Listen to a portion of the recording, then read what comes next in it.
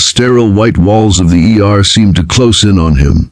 Fluorescent lights buzzed faintly above, a harsh reminder that life could shatter in a second. Lucas Granger sat slumped forward on the hard plastic chair, his elbows digging into his knees, his trembling hands covering his face. His son was inside, just 7 years old, his small chest struggling under the weight of machines and tubes.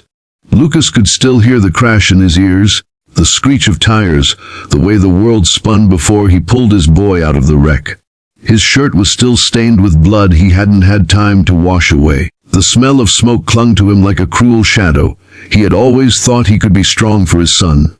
After all, Lucas was all he had. But sitting there alone in that hospital hallway, surrounded by strangers rushing past in scrubs and white coats, the weight of everything pressed down until he broke. His shoulders shook violently, his tears staining the calloused hands that had worked construction jobs day and night just to keep food on the table. He had promised his boy Evan that no matter how hard life got, Dad would always make it better. But now Lucas felt powerless, crushed beneath the kind of fear that only a parent in crisis can understand. Before we go deeper into this story, if you believe in kindness, in the power of second chances, and in the strength of compassion between strangers, please take a moment to like this video, share it with someone who needs hope, comment your thoughts, and subscribe to our channel Kindness Journal. Together, we can spread stories that heal.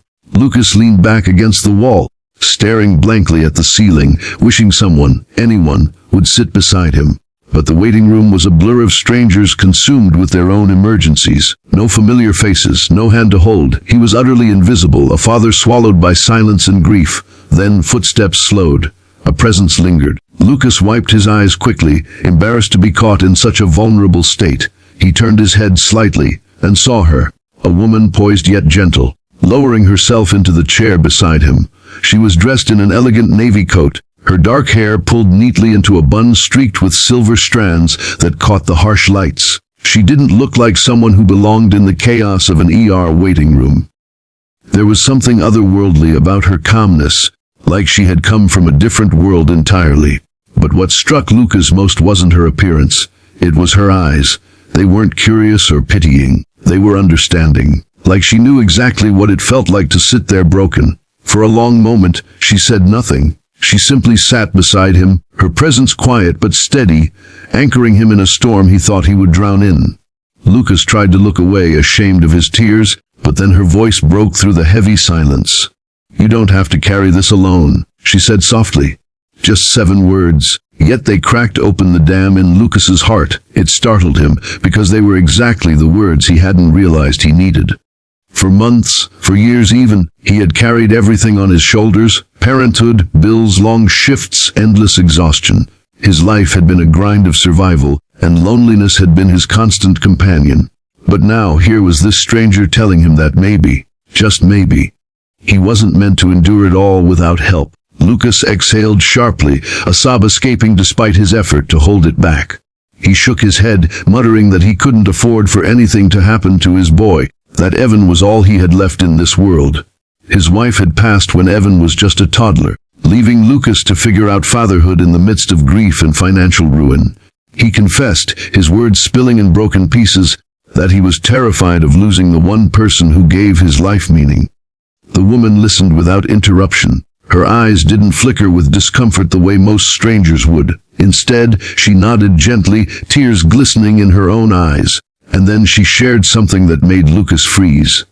"I know," she whispered. "I lost my son in a hospital like this. Different illness, different time. But the sound of machines and the smell of antiseptic, it never leaves you.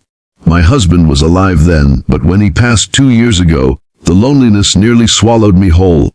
Her words hung in the sterile air, heavy and raw. Lucas blinked at her, realizing he wasn't the only broken soul in that room. This wasn't just a polished woman from a privileged world. This was someone who had walked through fire, someone whose pain mirrored his own. Her name, he learned, was Marietta Vale. A widow, yes, but more than that, she was someone whose life had been built on wealth, business empires, foundations, and philanthropy. She was a billionaire in title, but in that hospital corridor, none of that mattered.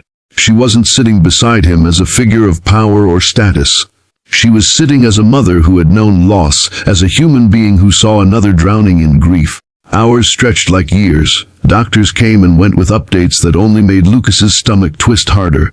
Evan was stable but critical, his body fighting hard against internal injuries. Lucas broke again and again, but every time he felt himself slipping, Marietta was there, quietly steady, reminding him to breathe.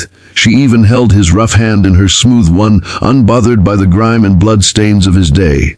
By daylight, when the gray sky outside began to brighten, Lucas realized something had shifted. He wasn't sitting alone anymore. And sometimes, that was the difference between despair and survival.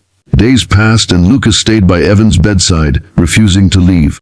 He talked to his son even when Evan was unconscious, telling him stories about their little apartment, the silly jokes they shared, the basketball hoop they had nailed above the garage door. Lucas prayed aloud, begged for strength. And every day Marietta returned. She brought coffee for him, real meals instead of vending machine snacks, and blankets when the nights grew cold.